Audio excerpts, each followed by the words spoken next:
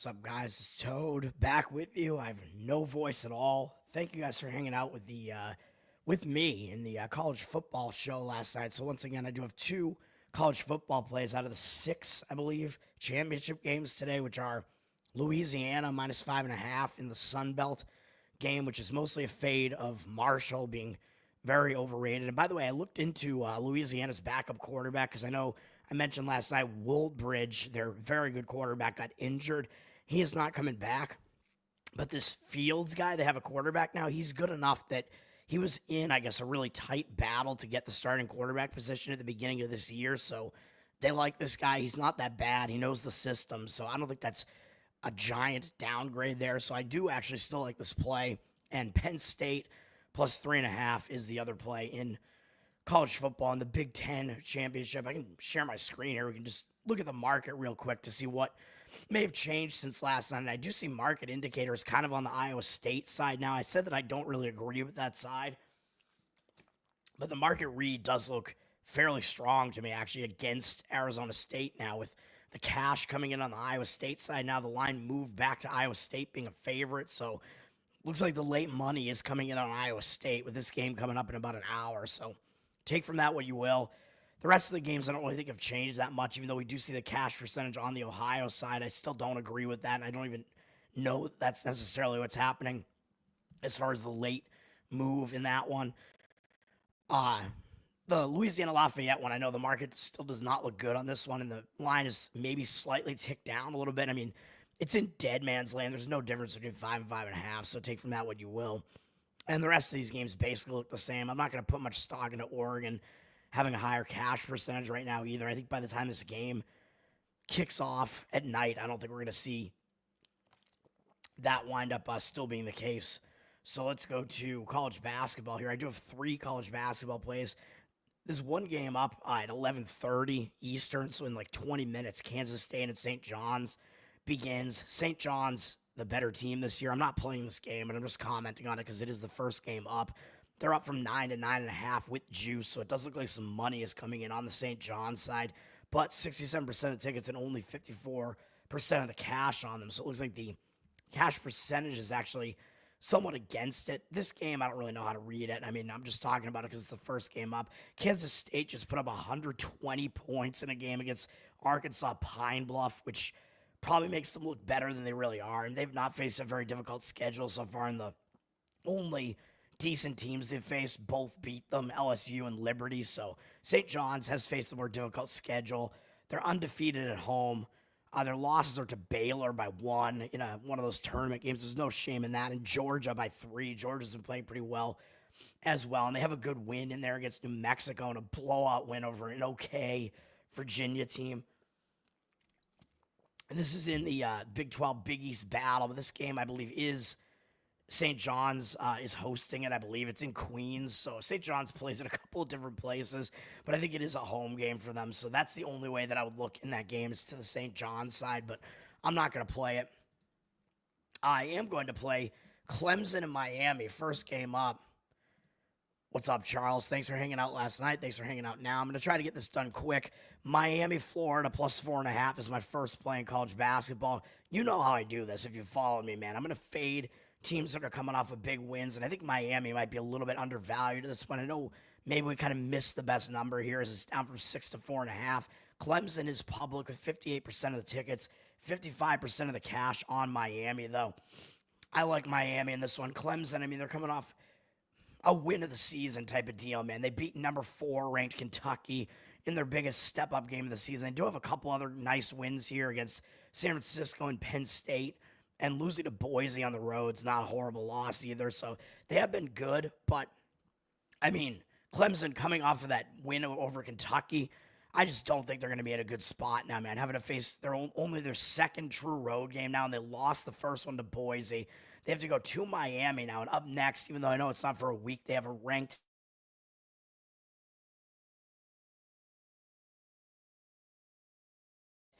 this win over Kentucky. I mean, what can you really do? I think they're in a letdown spot. This is a big win. I mentioned that Kentucky is not actually the 4th best team in the country. They're probably like 10th, but that's still a huge win for Clemson. Clemson is definitely a decent team. Miami, I mean, they're not doing well so far, but I think Miami's actually at this point kind of flying under the radar. I mean, they had this inexplicable loss to a bad Charleston Southern team in there. Other than that, I mean, these losses aren't that bad against Drake, Oklahoma State, VCU, Arkansas. I mean, those teams aren't that bad. And yes, I know they played a tough game against Arkansas, only losing by 3. They do have Tennessee up next in 3 days. But when you're struggling this mightily, you're not going to not show up to a game like this against Clemson, especially after you saw what they just did against Kentucky.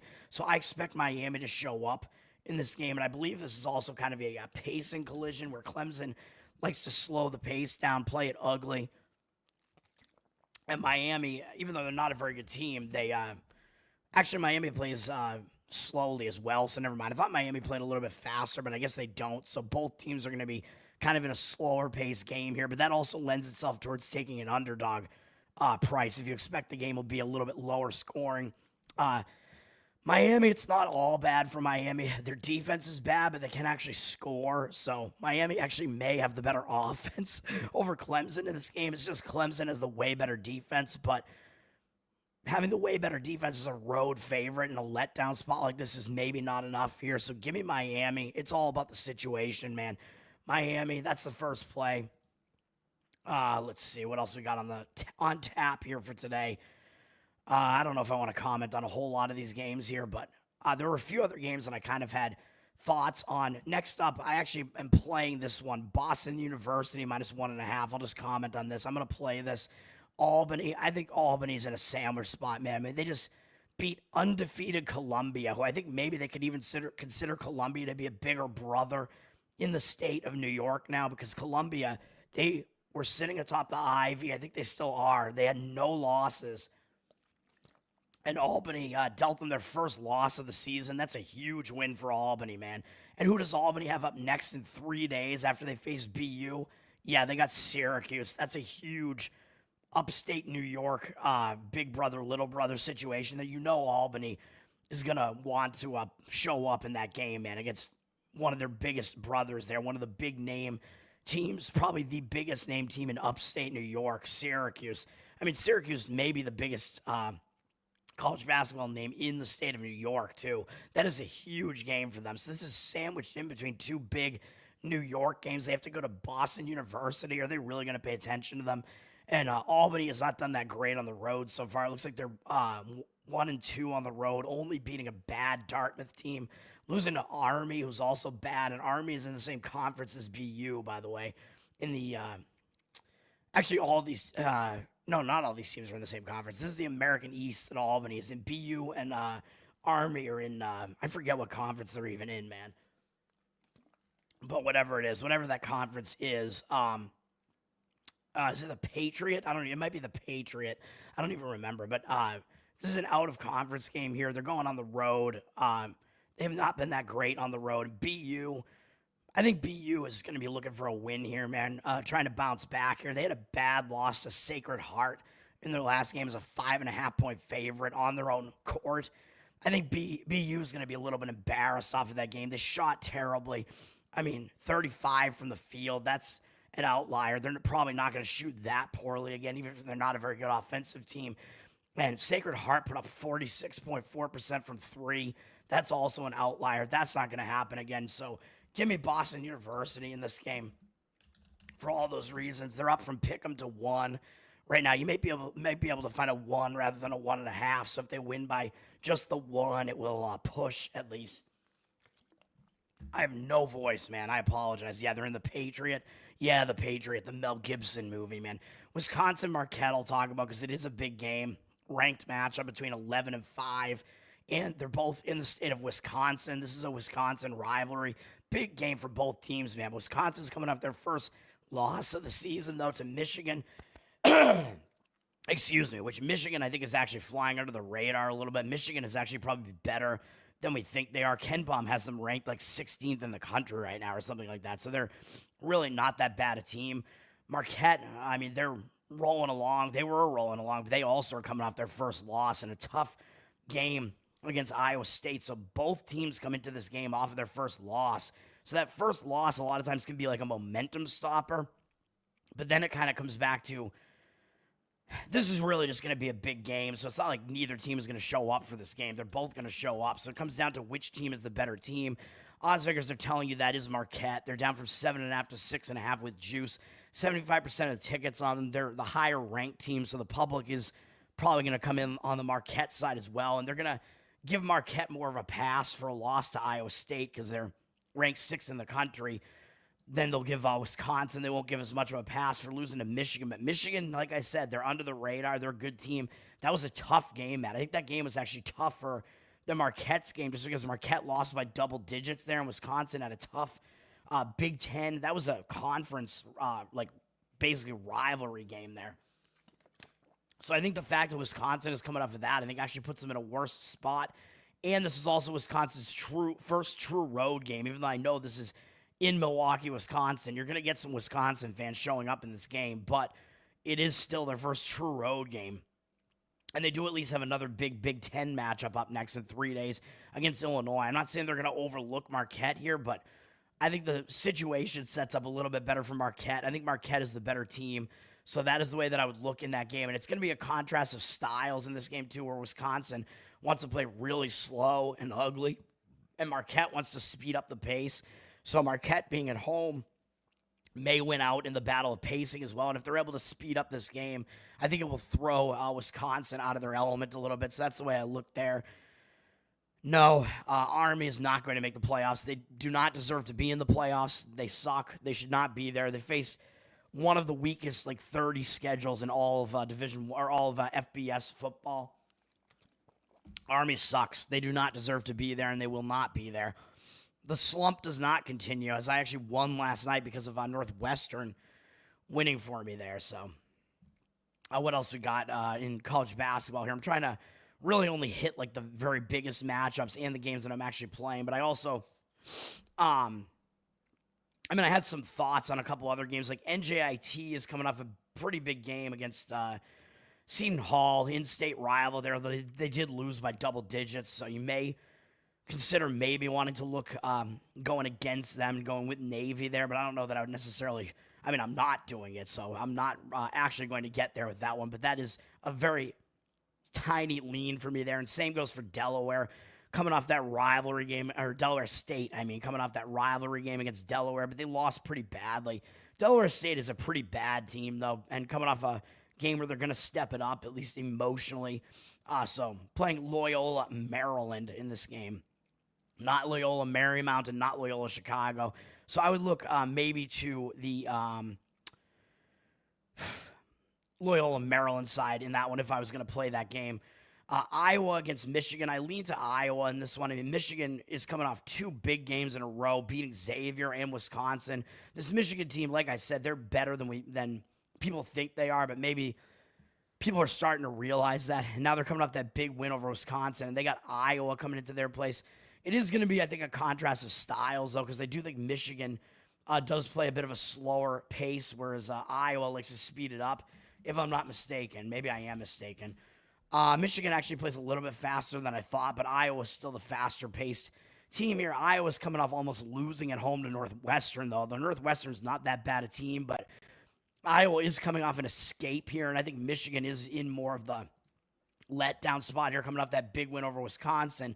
But it is Iowa's first true road game of the season, so that's kind of a dangerous spot to want to take Iowa here. And they have Iowa State up next. Big rivalry game and highly ranked Iowa State team. That's a big game in 5 days, so I don't really want to come in and take the Iowa side either here. The odds makers have Michigan as the favorite here. And the other thing about this is that both of these teams, I think, are one-loss teams right now. They both have good records, yet the odds makers are throwing this line up here at 8.5, and it's up to 9.5. So this game, based on the team's records and the fact that they're in the same conference, looks like it should be competitive. But the odds makers are telling you not really. They're telling you Michigan is actually way better than you think they are. So I'm just going to stay away from this one. On the market indicators are on the Michigan side. They're up from 8.5 to 9.5. 73% of the tickets, 93% of the cash on the Michigan side.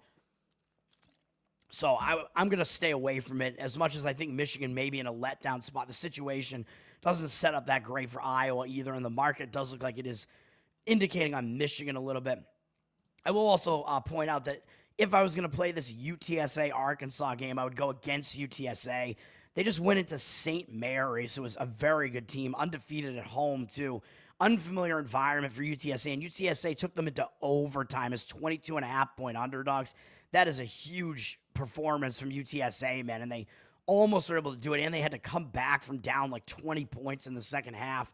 Made a huge comeback because it looks like St. Mary's probably thought the game was over, took their foot off the gas, and then all of a sudden, oh shit, it's a 1-point game in the final minute, and UTSA actually tied it and sent it into overtime. St. Mary's shot horribly from three-point range in that game, 14.3%. Probably not something you're going to see it again out of St. Mary's. UTSA coming off that and facing a second straight road game.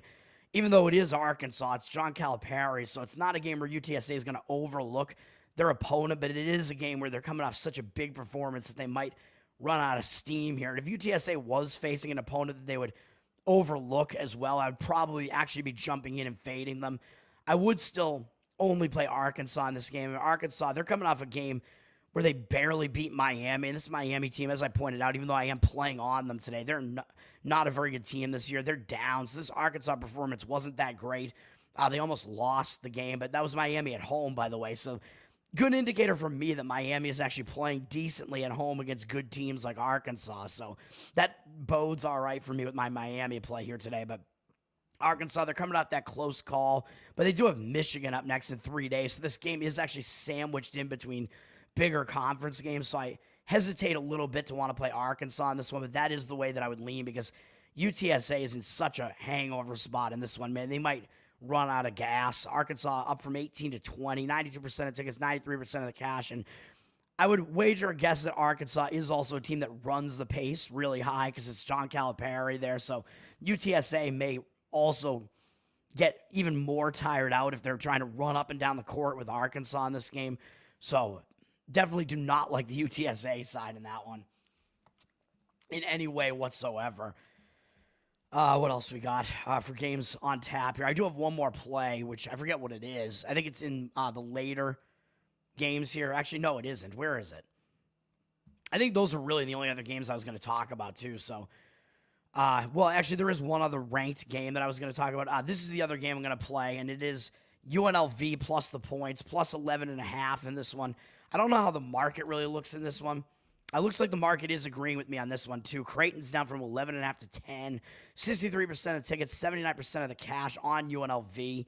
So UNLV actually looks like they're maybe slightly public, but it looks like they are getting the money coming in on their side. And for this Creighton team, man, I think they're in a letdown spot. And this Creighton team, they're not as good as they were the last couple of years. They lost Shireman. They lost some of their better players to graduation or whatever. So Creighton, they do not have any impressive wins so far on their resume here, except their most recent one against Kansas. That was a huge win.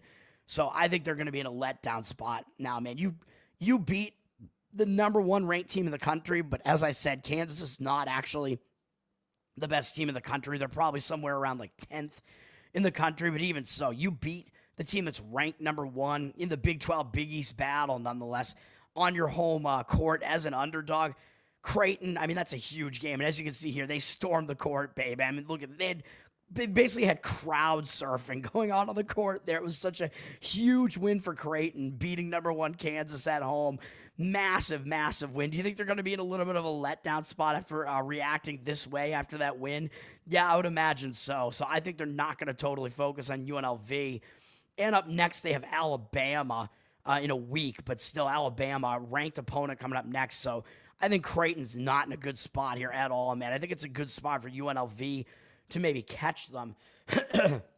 And correct me if I'm wrong, but I believe these teams play like every year, I think, and I don't know what happened last year. Creighton actually lost against UNLV last year as well, although I don't know if that means that Creighton's going to like want revenge against them. But Creighton was a 13.5-point favorite last year, and they went to Henderson, Nevada, and lost out there in what was basically a semi-home game for UNLV last year. But this game is in Creighton, but I don't think Creighton's going to really care about that. You just beat Kansas. You just beat the number one ranked team.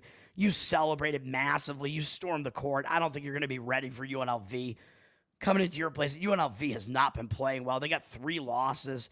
But granted, their losses are all to pretty decent teams, Memphis, Mississippi State, and Northwestern.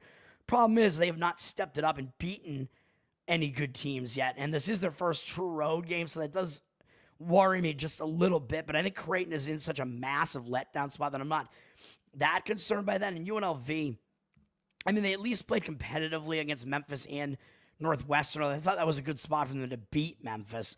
But at least they didn't play that badly. They did get blown out by Mississippi State, but Mississippi State's quite good. Creighton is not at the level of Mississippi State. I think Creighton is probably not as good as any of those three teams, actually, this year. Creighton is definitely taking a step down this year, so UNLV should have a little bit of an easier time in this game than they would against these other teams.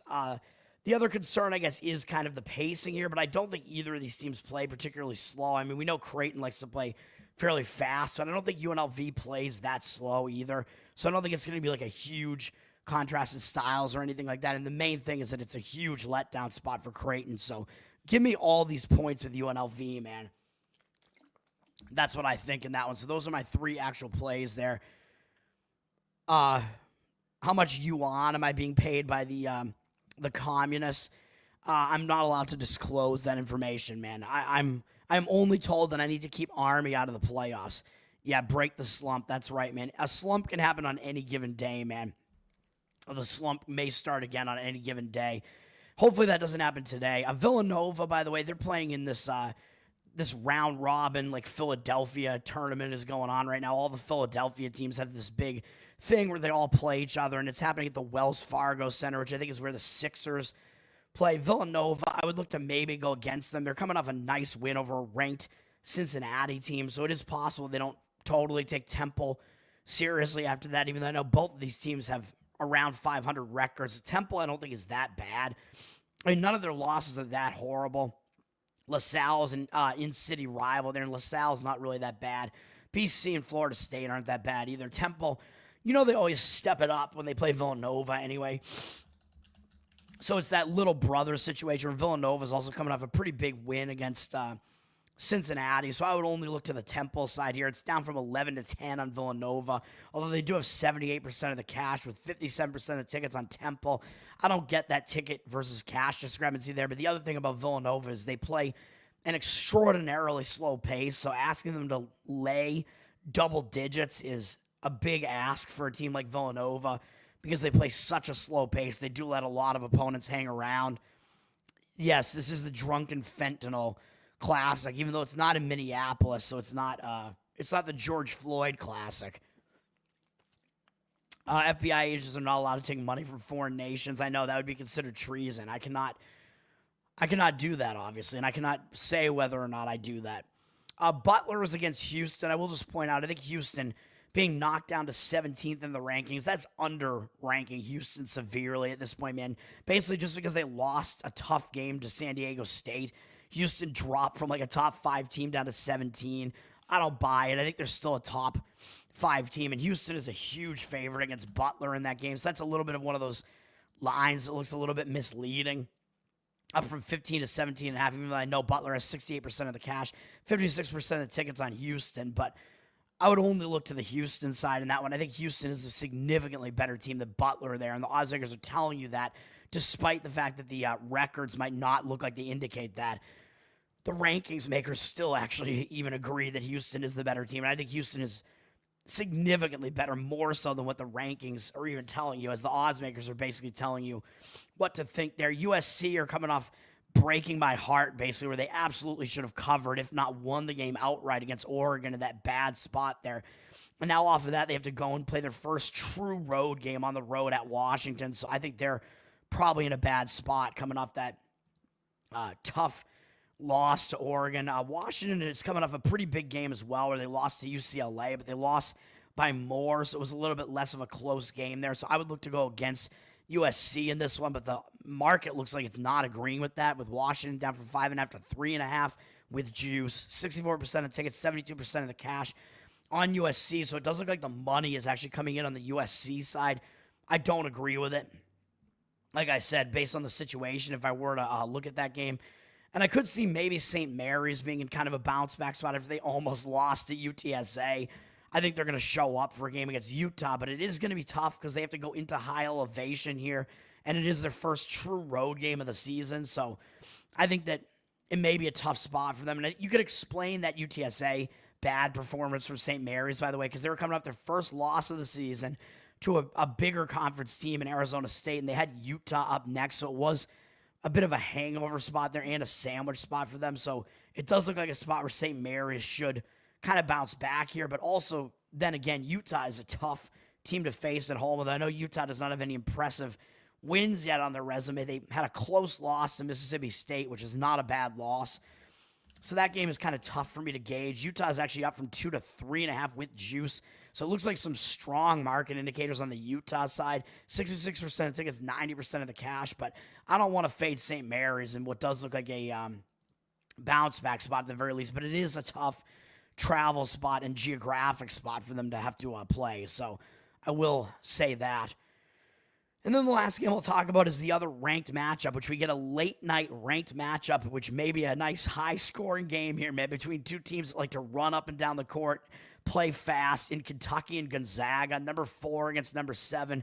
This is probably going to be a good one, man. Kentucky's coming off that loss to Clemson, so debatably they're in a bounce back spot here, but Kentucky's having to go out to the Pacific Coast to play this game, and this game is in the state of Washington. It's not a home game for Gonzaga, but it is the Seattle battle, the battle in Seattle. So it's in Climate Pledge Arena, man. The gay Seattle arena there, which is where the Kraken play. And I think they have a women's, they have a WNBA team that plays there too, I think, and which makes it even more gay. And then I believe they're planning on getting an NBA expansion team there, which better be the Seattle Sonics, man. They better just name them the Seattle Sonics, even though I know the old Sonics or the Oklahoma City Thunder, but if they get a basketball team back, you know they're gonna have to name it. They're gonna have to name the team the Seattle Supersonics, man. That's such an old school name. I love that name. It's a great name, man. Bring back Sean Kemp, baby. The Seattle Sonics. So hopefully that will actually happen, and Seattle will get the Seattle Sonics back. But Gonzaga, I mean, they're playing in their home state at the very least, even though I know they play across the state. So they play in Eastern Washington, and this game is in Western Washington, but still, it's a semi-home game for Gonzaga. It's a weird geographic spot for Kentucky, so even though they may be in a bounce-back spot, I think it is a tougher spot for Kentucky in this one, man. Gonzaga, both teams are going to show up for this game as well. Gonzaga's coming off an easy win over Davidson, where they just blasted Davidson. Davidson's not even a bad team, and Gonzaga's just totally wasted them. So, I mean, this Gonzaga team is definitely not to be messed with. This is one of the top teams in the country here, man. I think Kentucky is overranked. So you look at a matchup where it's number 4 against number 7, but the odds makers are telling you something else here, where Gonzaga's up from 5.5 to 6.5, 58% of the tickets and cash on Gonzaga. Gonzaga would be the only way I would play this game, man. I mean, Kentucky is not left, I don't think the Eastern time zone, or where they play in either the Eastern or the Central, whatever it is. They have not had a 2 time zone difference yet this year. It's a difficult spot for them, and Gonzaga plays the same style that they do, but they're better at it. So the odds makers are telling you what you need to know here, even though Gonzaga is the lower ranked team, so the public might see that and come in and think there's value in taking Kentucky. Oh, Kentucky's going to bounce back here. I don't think so. I think Gonzaga should win and cover this game. Kentucky is still not at the level that Gonzaga is. Kentucky's still having to get adjusted, having a new coach there and whatever. I think Gonzaga's hitting the ground running, and they are actually the better team. Gonzaga, Ken Baum has them ranked as 3rd or 4th in the country, and he's got Kentucky somewhere not 4th in the country. I think he has them maybe not even in the top 10 right now, so that is the way I would look in that game. And Gonzaga plays better defense than Kentucky does as well. And though Kentucky has turned it around a little bit and played a little bit better than they have in the other recent years, but I like Gonzaga in that game. I haven't played it, but yeah, the Seattle Antifas. It's a terrible arena name, that's true. I think they could be called the Seattle Chaz, or the Seattle Depression, the Seattle Grunge, the Seattle Plane Crash. Yeah, I don't really get that one, but Seattle is a very depressing, cold, rainy, dark, dismal city, man. It's overrun by leftists. It's way worse than Boston. Let's go over to NHL here, and then I'll try to get this done quick and then get out of here. NHL, I will say that, speaking of my Boston Bruins, I do lean to the Bruins in their game today. I'm not going to play it, but not Seattle. Philadelphia, is coming off a big step-up game for them against Florida, man. And Philadelphia had taken the lead against them in the third period, and they were still winning in the final 10 minutes of the game. They gave up a tying goal, and then it was still tied until they gave up a power play goal in the final 2 minutes, and then the last goal was an empty netter. So the Flyers went all out in that game, man. And Boston is coming off kind of an easy win where they went to Chicago and just won easily. Sorry, Chicago. So the only way that I would look in that game is to play the Boston Bruins. That's actually probably the first game that I left off of my NHL card here. I do like the Bruins side in that one. They're down from -163 to -154, but 75% of the tickets and 93% of the cash on Boston. So even though the line has moved down on them a little bit, it does look like they have the cash percentage right now, and the situation would have me leaning that way. There really aren't too many other huge games here on the NHL slate here. I mean, Washington, I will say, they're coming off a nice win over Toronto, so I could potentially see Washington maybe getting caught in this game at Montreal. Montreal's not been a very good team this year, and it's a back-to-back for Washington, so that is kind of a tough game to be coming off of a nice big win over Toronto there. Montreal, they're not in a back-to-back. They have one day off, and they've won 2 games in a row, so at the very least, you could say they have a little bit of momentum coming into this game, so they have started playing a little bit better as of late. So my lean would be to Montreal in that one. Toronto's down from -160 to -153. They're very public. 95% of tickets, 75% of the cash on them. So, wait, what? Oh, no, I'm looking at Toronto. Never mind. But Toronto's very public as well. Excuse me. Toronto, the market read is very similar, both these games, by the way. Looking like Toronto and Washington are both public road favorites here with the line reverse moving against them and the cash coming in against them. So Montreal and Pittsburgh might both be ways to look here, but I think Montreal is the stronger of the two. Washington's got 92% of tickets and 84% of the cash, so they're even more public, and the lines dropped from -150 to -142. So I don't mind looking to play Montreal at all in this game, even though Nashville, I mean, it's a decent win because I think Nashville's better than we think they are, but Nashville does still have a bad record, and when you got Washington coming into your place, you're still going to be focused, so the situation looks bad for Washington, and I would probably jump on Montreal if this was a sandwich spot here, but it's not. They only face Columbus up next, but still, this could be a game where Washington just doesn't totally have full focus and care about the game. And in that Toronto-Pittsburgh game, Toronto's coming off that loss to Washington, but that's still a tough game. You step it up when you're going to play Washington like that, and it broke a loss streak for them. And they have New Jersey up next, and this is a back-to-back. It's a third game in 4 days, and it's a fourth game in 6 days, and it's actually a fifth game in 8 days, it looks like, for them. So this is a bad scheduling spot for Toronto, man.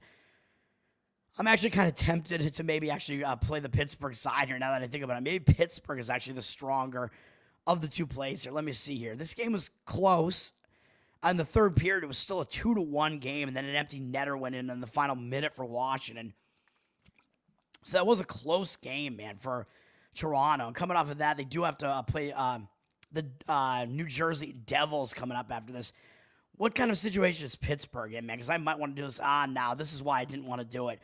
Because Pittsburgh is coming off a big game, too, yesterday, so they're in a back-to-back, and they lost to the Rangers. That's a big win, and that broke their loss streak. That's a big game, big loss for them, and they were tied in the third period in this game, and still within 1 goal in the final minute of that game, so that's why I didn't play this game, so I don't want to do it. I don't want to come in and play this game. It does look like a game where I might say, well, maybe you should look to take the over in this one, but the market looks like it's against that, too, down from 6.5 juice to the under to 6 juice to the over, with 50% of tickets and 62% of the cash on the under coming into that one, so I don't want to have anything to do with it.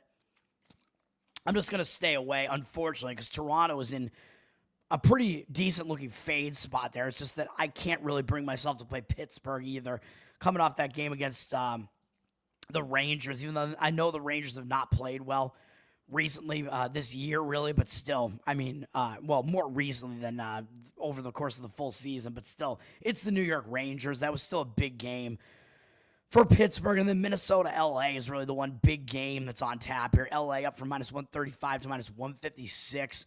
89% of tickets, 99% of the cash on. So the money looks like it is strongly coming in on the side of the LA Kings there. Minnesota is in the middle of a road trip that is looking kind of successful already. They played one game on the road trip already, but they're in a back-to-back. But it was an easy win over Anaheim in a spot that looked kind of sandwichy, coming off an overtime win over Vancouver and with LA up next, but they did not play badly at all really in that game. And LA, though, they're coming off a big win over the Dallas Stars, so I don't know that I necessarily want to jump in and play LA if they're off of that. And they have 2 days off, but those 2 days off might kind of hurt their momentum a little bit as well. So, I mean, they're not going to be unfocused with Minnesota coming into their place. But I think the reason for the market behaving this way and moving that way is mostly because the Kings are in the much better rest spot there. Rest spot. It almost sounds the same, man. It is respite and it is a rest spot. Yeah, Wild versus Kings, that's going to be a good game. Skip it, that's right. Chicago's in a coaching spot. Interesting that you know that. Or interesting that you mentioned that, I should say, because guess what my one play is that I haven't mentioned yet in the NHL? I am going to play on the Chicago Blackhawks. I'm going to make it a split bet. I don't mind if you want to really go balls to the wall and just fire on the Chicago money line as well at plus 158. I don't hate that either, but I'm going to mitigate it a little bit and split the bet with half of it on plus 1.5 on the puck line at minus 155 and the other half on the money line at plus 158. And that way, if they only lose by 1 goal, then at least you actually still win money slightly on it, because the part of the bet that you lose is the part that you paid less to do. So that's how I'm going to do this one. Winnipeg, very, very public as well. They're a big favorite, but down from minus 197 to minus 195, 82% of tickets and 67% of the cash. So this market behavior kind of looks similar to those other games that I just talked about with Toronto and Washington. It's just that Chicago's a bigger underdog here. But obviously the reason I agree with this is, or the reason I'm doing this is what you just said, man. Chicago just fired their coach. So you know that the fired coach spot, as I tend to say, it sparks the team, man. When you have a coach, things just aren't working well, whether the players like the coach or not. If that coach gets fired, the players want to step up their game for at least the reason that they want to make it clear that they weren't the reason why the team was struggling. They want to make it look like it was not their fault. It wasn't us. It was the coach. So they have a reason to show up for that aspect of it. I mean, that's one reason that the players will show up, because they don't want to be blamed for their bad play. But then on the other hand, also, if they like the new coach that's coming in, I think it sounds like maybe players do like this coach. They're bringing in a coach who was like an AHL coach, and I guess the players like playing for this guy. So this might be a good move for Chicago. So even though I think they're going to have to get used to this new guy being there, I think that it might spark the team, especially in a first game with him, and they're playing a big opponent like Winnipeg. I expect Chicago to be focused here and try to give this game their all. And as an underdog, that's all you can really ask for. You want to get a full effort out of that underdog, and I think you are going to get that in this game out of Chicago. And also Chicago, they're in a rest spot here, man. They have a rest advantage in this game because they last played on Wednesday. That was the game where they lost pretty ugly to the Boston Bruins. So the Boston, they're starting to turn it around a little bit. They're not that bad. They're not as bad as their record has looked or how they've played so far, really. But again, Boston, one of the reasons why they may be playing better is that they fired their coach, Montgomery, who's now at St. Louis. St. Louis fired their coach shortly after Boston did, and they brought Montgomery in. And guess what? I played on both teams the day of the game after they fired their coach, Boston and St. Louis, and both of those teams won, even though I know Boston won at home against Utah, and they only won 1-0. It's not that impressive, but St. Louis won, I think it was at home. I forget if it was at home or not, but they pulled off an upset against the New York Rangers, even though I know the Rangers have been struggling. But 2-0 so far, man. The fired coaching spots in the NHL are 2-0 so far. So, you know I like these fired coach spots, man. And I'm going to talk about another one in my NFL video tonight, even though I might not actually be playing the NFL one. The city of Chicago has multiple fired coaching spots coming up here, where the Bears are also in a fired coach spot. But I have some real hesitations about that one. Chicago Blackhawks, though, I mean, I think this extra rest is going to help them too, because even though I know they announced the new coach 2 days ago, but still that gives them a little bit of extra time to kind of start preparing something, get used to having this new coach in there, try to figure out how you want to game plan.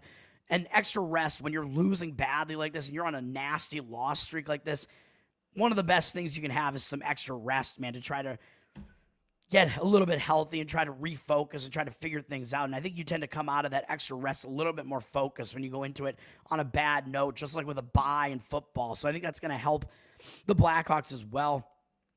And really, some of these losses aren't even that bad. I mean, Minnesota and Toronto, those are both good teams. They'd beaten Dallas before that.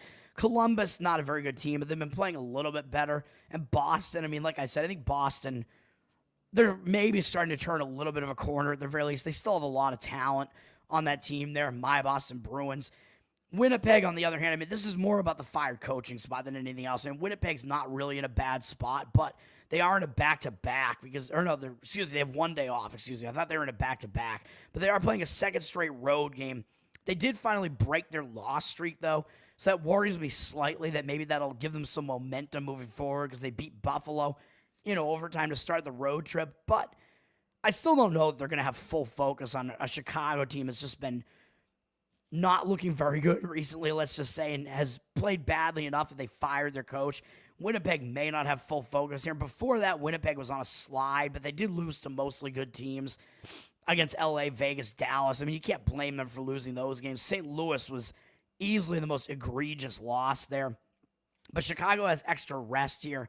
Winnipeg only has 1 day off, and they are traveling, although it's not huge travel from Buffalo to Chicago, but also coming off an overtime game. So at the very least, Chicago does have the rest advantage here, but it's mostly the fired coach spot, man. I think that is going to fire them up. Winnipeg probably is going to have Hellebuck in net again here, but he may be a little bit less rested now because he's played 3 games in a row on the first, third, and fifth. So if he does play again in this game, he might not be at his total best here because he's played 3 games in a row. Whereas Chicago, again, has that extra rest. I don't think it's going to matter that much which of their goalies is going to be in net here. Probably it's going to be Mrazek again because he's been the guy that's been their primary goaltender, and he didn't play on the second, played on the fourth, and then they had multiple days off, so he's probably going to be back in net for them again there. So either way, give me the Chicago Blackhawks for the fired coaching spark there. And then I'll talk about NBA quickly before I get out of here. Yeah, I need some rest as well. Nashville's got 33% of tickets and 92% of the cash. Looks like, to me, it looks like, yeah, they have 67% of the tickets going against them. Yeah, actually, yeah, exactly what you just said. Yeah, right. So Nashville does look like, yeah, there are market indicators on Nashville as well. Yes, the Chicago coaching spot. I don't know about the Bedard point there, but you think Bedard is just going to show up in the game? Oh, you mean you want to play a prop, Nate, on Bedard to get a point? I don't know.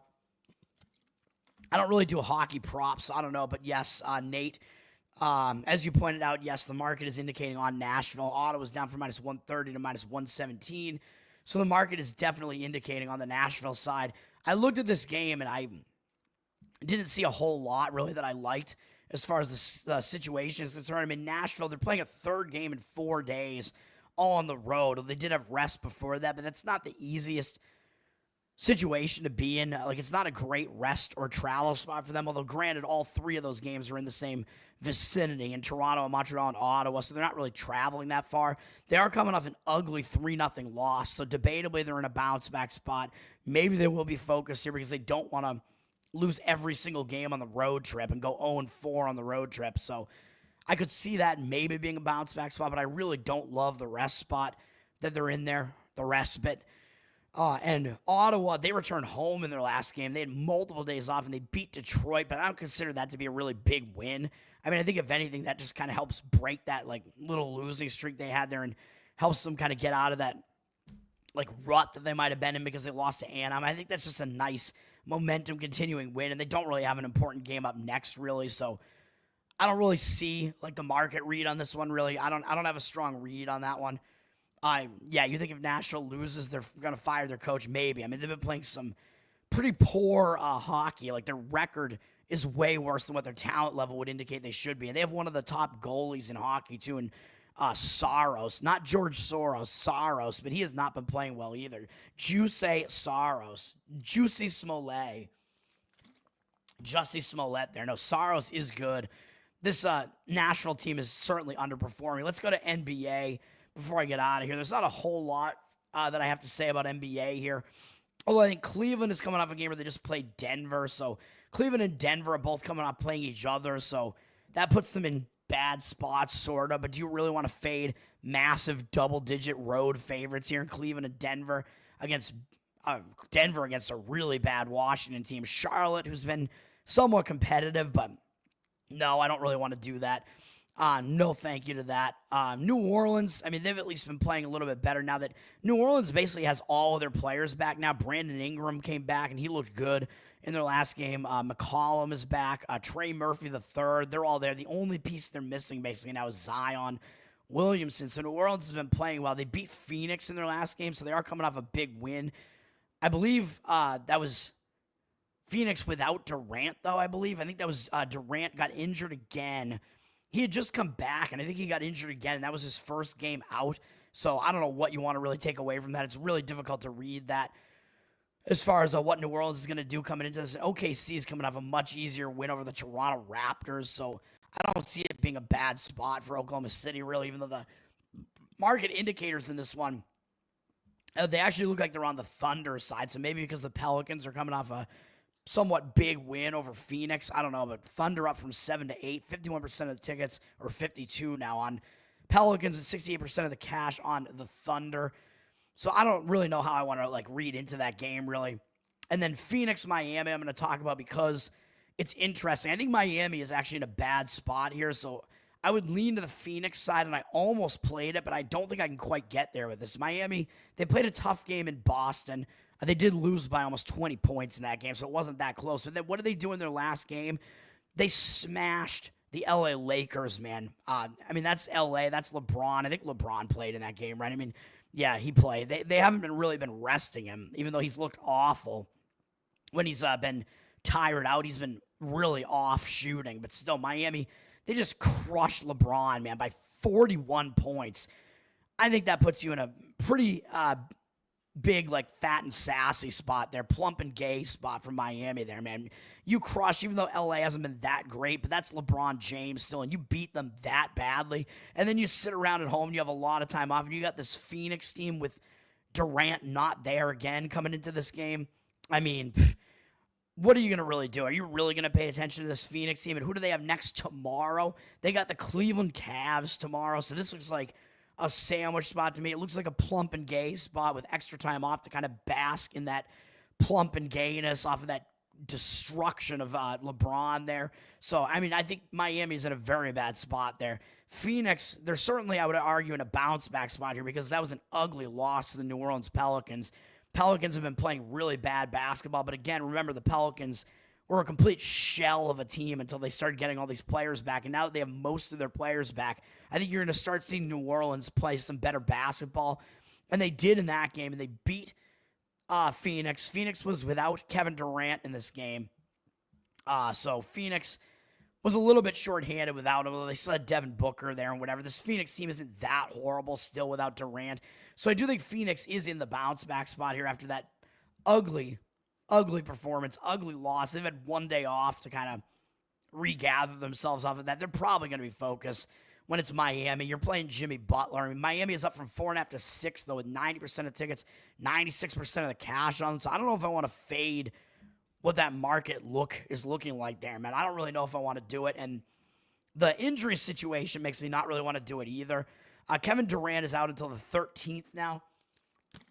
Suns basically have all the rest of their guys back. I think Bradley Beal is back. Nurkic is still out for a couple more days. But other than that, basically everybody's back. Ryan Dunn. I thought he was dead. Ryan Dunn, the Jackass performer, right? He's no longer alive, but he's looking like he's returning from the dead in this game here. I don't think that's really going to matter. I don't even know who Ryan Dunn is. I don't know if that's really going to matter. But the thing about Phoenix is that they just lost that game, even though it was the injured player theory spot. That was the first game without Durant again, so usually you step up your game for that.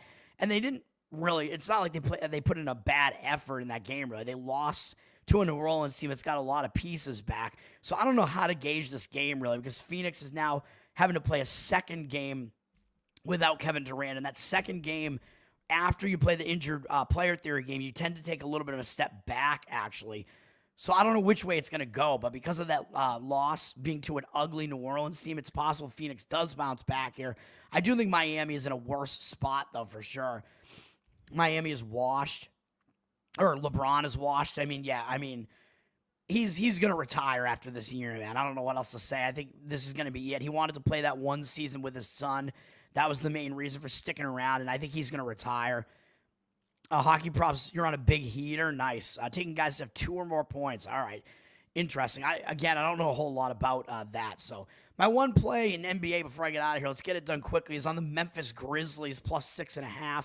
I know I wish I got like the 7 on this. There were 7s early in the morning, and I did not see them, but the market looks strongly indicating on the Grizzlies here. Celtics down from 7 with juice to 6.5. I know 7 is a key number in basketball because it's the 3-score threshold, but even so, I'm still going to grab the 6.5. I don't like the spot for the Celtics, for my Celtics here. I know I'm fading the team that's on my hat. 77% of tickets on the Celtics, 80% of the cash on the other side on the Memphis Grizzlies.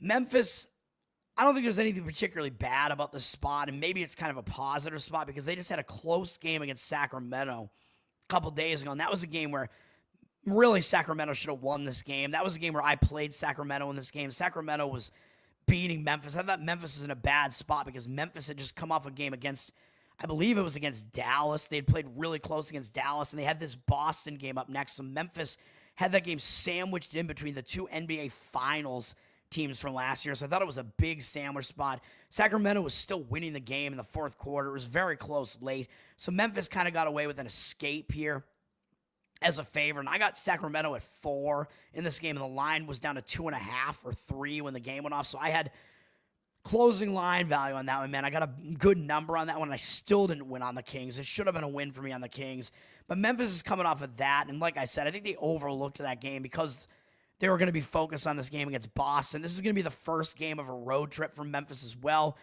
And whenever you have that first game of a road trip, that adds focus as well because you want to get the road trip off to the right foot. As if they need any more reason to focus on the returning champ Boston Celtics. I don't think they really need another reason to focus on them, but there is another reason there. Oh, and by the way, I should point out, because I was just like, oh, well, Memphis hasn't played Boston yet, so there's no real in-season revenge here. But Miami against Phoenix, by the way, I think Miami did actually lose to Phoenix in Phoenix earlier this year. So I don't know if there's really going to be any revenge motive in that game for Miami, but I'm just pointing that out that Phoenix did beat them once at home. I think it was a close game, though, so Phoenix might be like, hey, this Miami team played us pretty close at home, so maybe Phoenix will be focused for that reason. I don't know. But back to Memphis here. Memphis, I think, is in a focus spot. They got Washington up next. Nobody cares about that. Seems like a lot of teams play Washington after they play Boston, which is bullshit because I tend to not want to play Washington. I always want to play a team after they play Boston, but how can I keep playing the Washington Wizards, man?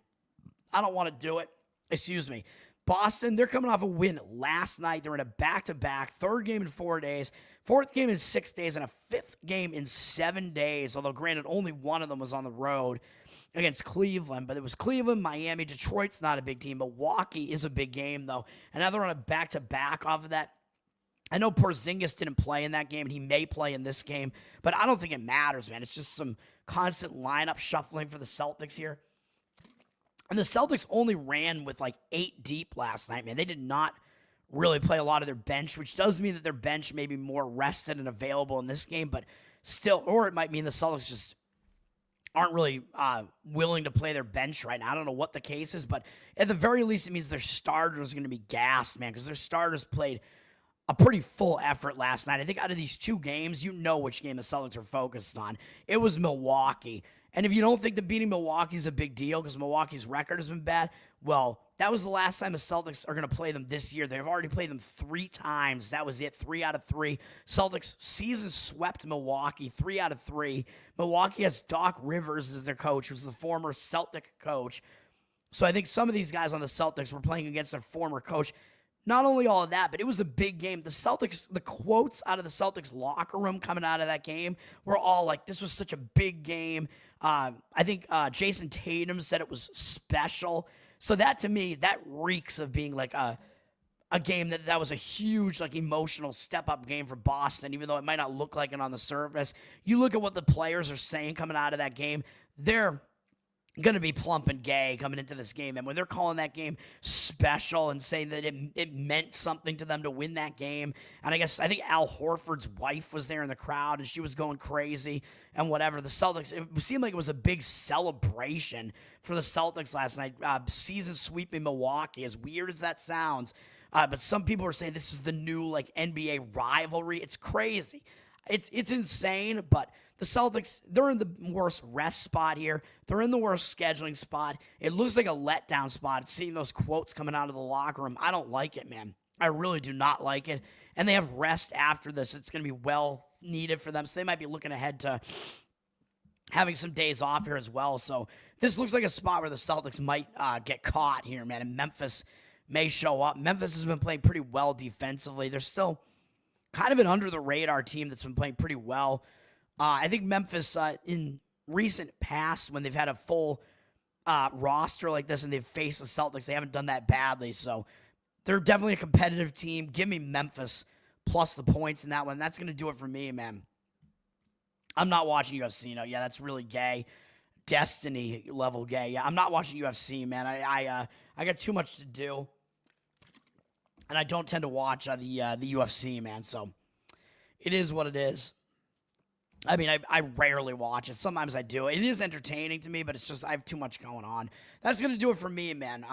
I'm Tower Gang Toad. Of course, my plays one more time today are college football, Louisiana, -5.5. In the Sun Belt Championship, in the Big Ten Championship, Penn State, +3.5. College basketball, Miami, Florida, +4.5. BU, -1.5 or -1. I think you can get right now better number a little bit. UNLV, +11.5. NHL, Chicago Blackhawks, +1.5, -155. And money line, +158. Split bet, half on the puck line, half on the money line. NBA, Memphis Grizzlies, +6.5. That's going to do it for me. I'm Tower Gang Toad. Follow the Tower Gang Podcast, patreon.com/Tower Gang. You get live pre-show, post-show. Hang out with us in a Telegram. Submit to the mailbag. All the cool bonus content. All the cool kids are doing it. Thanks for hanging out, everybody. And peace out. Thank you, Charles. I slept like 4 hours. I don't know if that's good enough, but I'm headed to my parents' house for some Christmas decorating. It's the tree lighting ceremony, basically. I think my parents' tree is already up, but I come down there and it's a tradition of mine that I have a section of ornaments that I put on their tree, my ornaments. Most of them are Boston sports related, and I decorate my section of the tree. So that's what I'm going to do. And one of them is Larry Bird, by the way. I have a Larry Bird ornament, even though he told me to fuck off when I was 11 years old and asked for his autograph. So that's great. As a kid, I had his ornament, too, and I still put it on the tree. So that's going to do it for me. Everybody have a good day. Let's get some wins here. The games are starting right now, so I don't think any of my games are at noon. Well, actually, maybe my Miami play is, but let's get it done, man. Let's go. Peace out, guys. Thanks for hanging out.